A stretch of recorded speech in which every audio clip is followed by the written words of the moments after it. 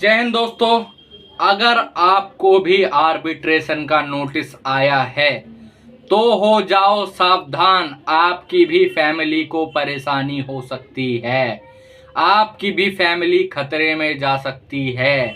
जी हाँ दोस्तों, आज जो है वो बहुत ही बड़ा क्रिटिकल केस हमारे सामने आया है। दरअसल वैसे तो मैं बोलता ही हूं कि किसी भी प्रकार का अनसिक्योर लोन या फिर कैसा भी लोन आपने ले रखा है तो आपको डरने घबराने की जरूरत नहीं है। लेकिन आज क्या हुआ, एक बहुत ज्यादा क्रिटिकल केस हमारे सामने आया। ठीक है, एक हमारे क्लाइंट है जो कि पहले सब्सक्राइबर थे, वो आज हमसे जुड़े हैं। ठीक है, उन्होंने हमसे व्हाट्सएप के माध्यम से हमसे जुड़े, हमसे बात करी। ठीक है, उन्होंने हमें बताया कि जी अभी अभी जस्ट बैंक वाले आए थे, बैंक के रिकवरी एजेंट, 2 पुलिस वालों के साथ, और मेरे घर का सारा सामान अटैच करके ले गए हैं। जी हाँ, सोफा, टीवी, फ्रिज, बाइक, उनके पास एक बाइक भी थी, उस बाइक को भी वो ले गए हैं, और जितना गैस चूल्हा सामान जो भी था, सिलेंडर वगैरह, वो सब वो लेके जा चुके हैं। जी हाँ दोस्तों, ठीक है।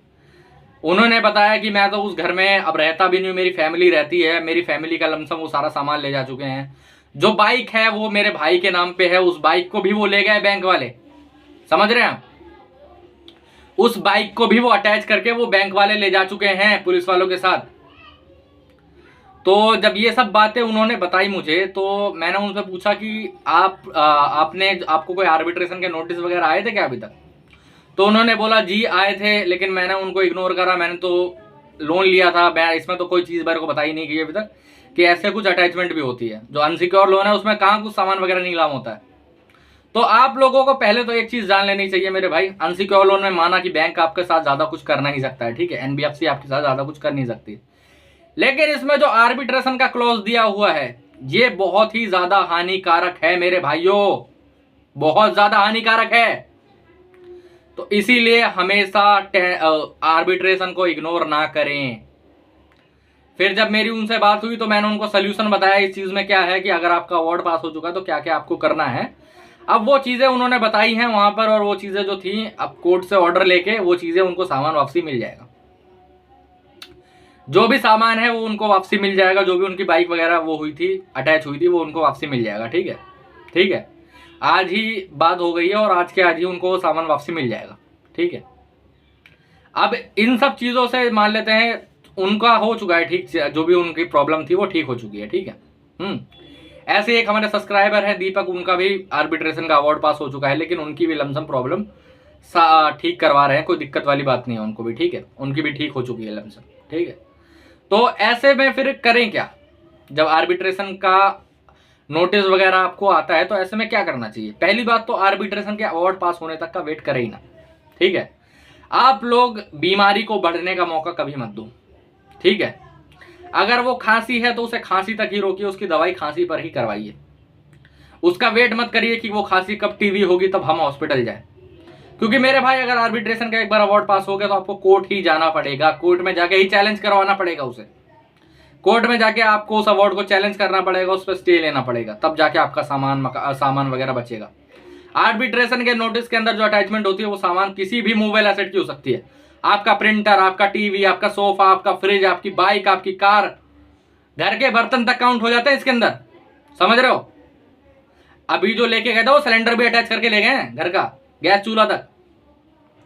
तो इसीलिए मैं 1000 बार कहता रहता हूं, आर्बिट्रेशन के नोटिस को कभी भी इग्नोर ना करें, फिर वो चाहे प्री आर्बिट्रेशन का हो, आर्बिट्रेशन का हो, सोल आर्बिट्रेटर का हो, या फिर ऐसा कोई भी नोटिस हो जो आर्बिट्रेशन से रिलेटेड हो, उसको इग्नोर करने की जरूरत नहीं है आपको।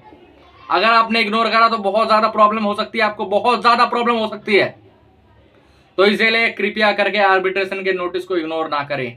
ठीक है, ये जो क्लाइंट थे इन पे मैंने पूछा भी कि आपने क्या इनसे कुछ आपने पूछा वगैरह नहीं किया जो आपको आर्बिट्रेशन के नोटिस वगैरह आए थे? तो उन्होंने बताया कि ऐसे ही था, कोई हमने किसी और बंदे से पूछा था, उन्होंने बोला कि ऐसा कुछ नहीं होता, कोई प्रॉब्लम नहीं होती है। तो सबसे पहले तो एक चीज जान लीजिए, जो आपके आसपास के लोग हैं जिन पे आप पूछते हैं कि इन नोटिस से कोई परेशानी तो नहीं होगी, इससे कोई दिक्कत तो नहीं होगी, तो मेरे भाई उनसे मत पूछे, क्योंकि उनको खुद को नहीं पता इस बारे में कुछ भी। वो तो बोलेंगे कि यार ये तो पर्चा, इससे क्या दिक्कत होगी, कोर्ट का सामान ढूंढना है, कोर्ट के सामान में दिक्कत होती है ना। अरे नहीं, आर्बिट्रेशन बहुत ज्यादा दुखदायक हो सकता है आपके लिए। अब जो ये एक हमारे क्लाइंट थे, ठीक है, इनका मैं नाम नहीं लूंगा, यूपी के रहने वाले हैं, ठीक है, ये अपने घर पे रहते भी नहीं है। जो इनका एड्रेस पड़ा हुआ था वो इनके माता पिता का एड्रेस पड़ा हुआ था, ठीक है। आए, कंफर्म करा, माता पिता का सामान उठा के ले गए। फैमिली को दिक्कत हुई ना, बहुत ज्यादा फैमिली को दिक्कत हो गई, समझ रहे हो, एक तरीके से फैमिली वाले डर गए। उनकी माता तो रोने लगी, उन पुलिस वालों के सामने हाथ वाथ जोड़ने लगी, जो भी थे। अब इसमें पुलिस क्या करेगी? पुलिस इसलिए जाती है कि अगर कोई अटैचमेंट हो रही हो और आप उनको मारने पीटने लगो, रोकने लगो, तो उसके लिए पुलिस होती है, ठीक है, उस पर आपके ऊपर कार्रवाई हो सकती है। लेकिन अवार्ड पुलिस वाले भी नहीं रोक सकते, पुलिस वालों की इसमें गलती नहीं है कुछ खास, समझ रहे हो। तो इसीलिए कभी भी आपको आर्बिट्रेशन का किसी भी प्रकार का नोटिस आ रहा है, फिर वो चाहे प्री आर्बिट्रेशन का हो, आर्बिट्रेशन का हो, आर्बिट्रेशन एंड काउंसलेशन का हो, सोल आर्बिट्रेटर का हो, ऐसा कोई भी नोटिस हो, इसका रिप्लाई लिखिए, इसका ऑब्जेक्शन लिखवाइए। ऑब्जेक्शन कैसे लिख सकते हो? यहां पर मेरा नंबर आ रहा है, आप हमसे भी ऑब्जेक्शन लिखवा सकते हो, हमसे बात कर सकते हो, हमसे ऑब्जेक्शन लिखवा सकते हो। उसके बाद आपको टेंशन लेने की कोई जरूरत नहीं पड़ेगी। दरअसल होता क्या है, जो आर्बिट्रेशन है उसके कुछ रूल्स हैं, ठीक है। आर्बिट्रेशन का सिंपल मतलब होता है कि आपके और जो बैंक है उसके बीच में एक बिचौलिया, एक मीडिएटर रखें, ठीक है।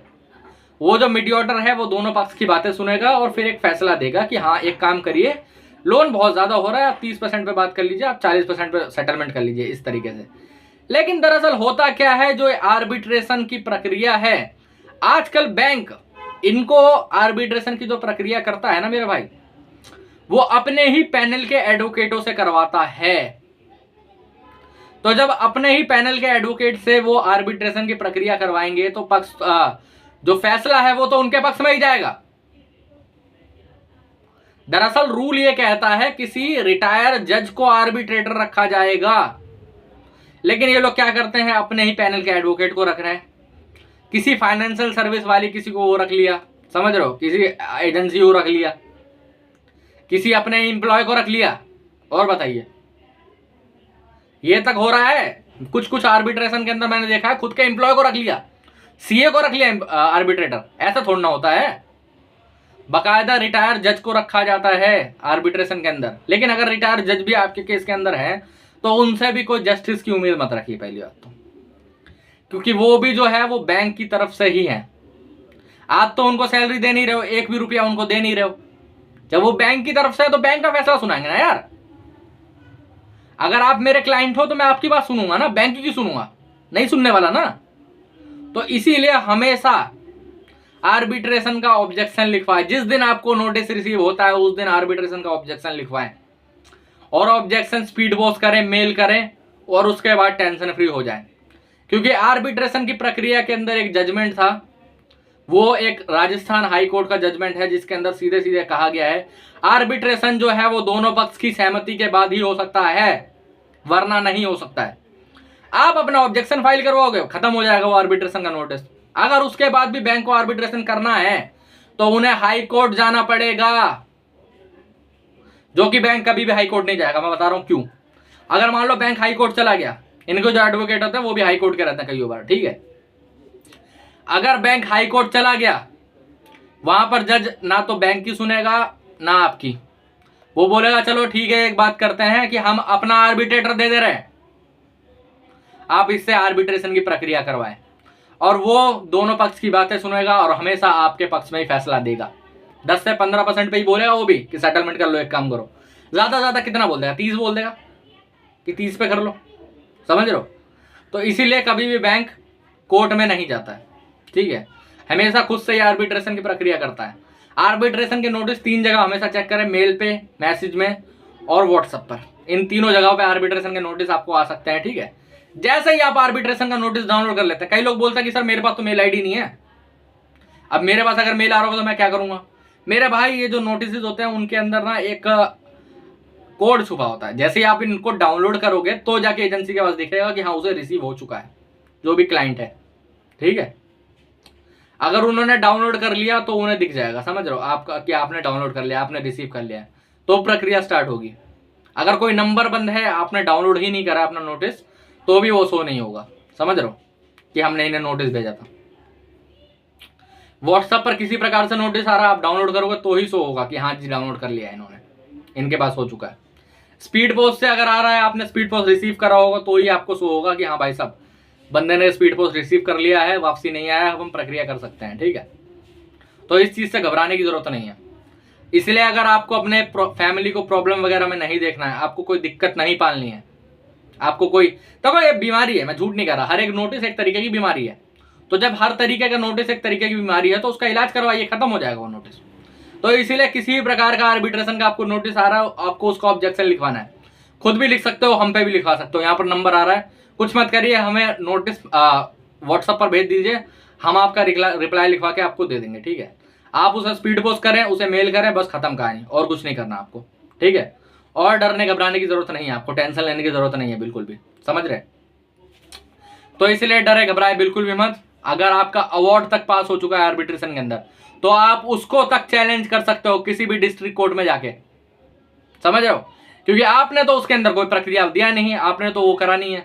तो इसलिए कभी भी आपको नोटिस आ रहा तो तुरंत के तुरंत ऑब्जेक्शन लिखवाइए, हमसे लिखवा सकते हो, खुद भी लिख सकते हो, कोई दिक्कत नहीं है। ठीक है, और अगर आपको अवार्ड पास हो चुका है जैसे हमारे क्लाइंट का हुआ था, तो जाइए कोर्ट में जाके उसे चैलेंज करिए, उस पर स्टे लीजिए, सब कुछ रुक जाएगा, कोई दिक्कत वाली परेशानी वाली बात नहीं होगी। ठीक है, तो दोस्तों आज के वीडियो में इतना ही। अगर आपको इसके बाद भी कोई प्रॉब्लम चल रही है, कोई रिकवरी वाला आपको हैरास कर रहा है, कोई आपके साथ गाली गलौज हो रही है, कोई आपको परेशान कर रहा है, ठीक है, रिकवरी वाला, या फिर किसी प्रकार का आपको नोटिस आ रहा है, फिर चाहे वो आर्बिट्रेशन हो, डिमांड नोटिस हो, सेक्शन 25 का नोटिस हो, NI एक्ट 138, चेक बाउंस का नोटिस हो, 13(2), 13(4), सरफेसी एक्ट, ऐसा कोई भी नोटिस हो, यहाँ पर नंबर आ रहा है, व्हाट्सएप पर हमें मैसेज करें, व्हाट्सएप के माध्यम से हमसे जुड़े, हम आपको हर प्रकार से टेलीफोन के माध्यम से आपको हर प्रकार की सुविधा देंगे। ठीक है, व्हाट्सएप के माध्यम से हम हर प्रकार की सुविधा देंगे, 24/7 हमारी सुविधाएं चलती हैं। ठीक है, तो अब आपको डरने घबराने की बिल्कुल भी जरूरत नहीं है। जय हिंद दोस्तों।